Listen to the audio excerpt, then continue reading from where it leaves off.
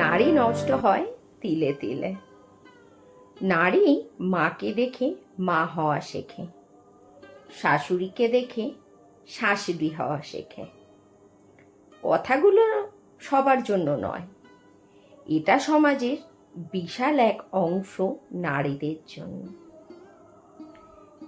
একটা মেয়ে অনেক স্বপ্ন নিয়ে শ্বশুর বাড়িতে পা রাখে। মেয়েটা নিজের বাবা মা ভাই বোন, নিজের ঘর বাড়ি, এমনকি নিজের প্রিয় কোলবালিশটাও ত্যাগ করে আসে তার স্বামীর ঘরে। শুরু থেকেই কোনো মেয়ে শ্বশুর বাড়িতে এসে বেয়াদবি করে না। স্বামী সহ শ্বশুর বাড়ির সবার কাছে তার এতটুকুই চাওয়া থাকে, সবাই যেন তাকে একটু আদুরে গলায় কথা বলে, তার ছোট ছোট চেষ্টাকে অ্যাপ্রিসিয়েট করে। আর এই আশায় সে নিজেকে উজাড় করে সকলের জন্য খাবার বানায়, ঘর সাজায়, উৎসব পার্বণে নিজের পরিবার ছেড়ে তাদের সাথে সময় কাটায়, সবার মন জুগিয়ে চলার চেষ্টা করে। একটা সময় তাদেরকে বংশধর দিতে গিয়ে, তাদের বংশের প্রদীপ জ্বালাতে গিয়ে নিজের জীবনও বাজি রাখে। নিজের নিজস্ব পরিবার পরিবেশ ছেড়ে মেয়েটা একটা নতুন পরিবেশ, নতুন পরিবারে আসে, খাপ খাইয়ে নিতে চেষ্টা করে। কিন্তু ছেলের পরিবার মেয়েটার এই চেষ্টাকে মূল্য দিতে জানে না। বেশিরভাগ পরিবার শুরু থেকেই বাড়ির বউটাকে ডমিনেট করতে শুরু করে। কাজের কথা, চলাফেরায়, উঠতে বসতে ভুল ধরতে শুরু করে। কিছু হলেই মেয়েটার বাড়ির লোক তুলে কথা শোনায়, বলে মা বাবাকে এইটুকু শিখিয়ে পাঠায়নি।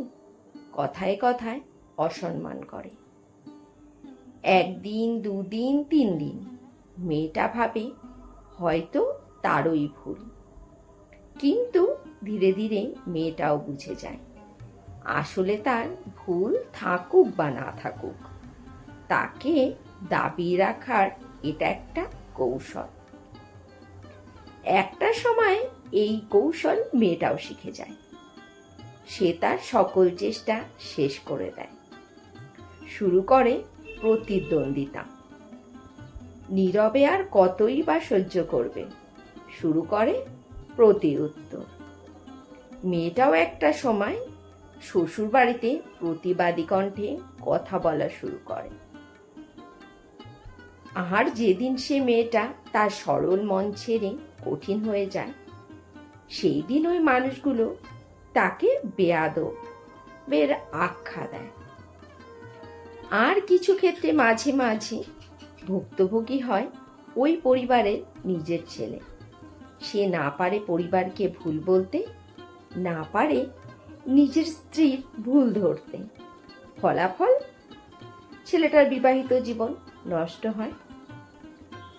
যাদের কঠোর আচরণে মেয়েটা এমন হয়ে উঠল, তারাই তখন বলে মেয়েটা আমাদের সাথে থাকতে চায় না, আমাদের সাথে খারাপ আচরণ করে। অথচ চিত্রটা অন্যরকম হতে পারত। মেয়েটাকে একটু আদুরে ভাবে সবাই মিলে বুঝিয়ে রাখলে সংসারের পরিবেশটা কতই না সুন্দর হতো। একটা মেয়ে তার সব ছেড়ে আপনাদের কাছে এসেছে, তার জন্য সবাই মিলে একটু স্যাক্রিফাইস করে তাকে মানিয়ে নিতে সাহায্য করলে সেও আপনাদের মনের মতো হয়ে উঠবে। কোনো মেয়ে খারাপ বউ হওয়ার উদ্দেশ্য নিয়ে শ্বশুরবাড়িতে আসে না, পরিস্থিতি তাদেরকে বাধ্য করে। সব মেয়ে বা সব পরিবার এক নয়, তবে অধিকাংশ ক্ষেত্রে সকল পরিবারের একই চিত্র। এই কথাগুলো একমাত্র যারা ভুক্তভোগী তারাই বুঝতে পারবে। আর আজকের ব্লগটা এখানেই শেষ করছি। সবাই খুব ভালো থাকবেন, সুস্থ থাকবেন, সাবধানে থাকবেন।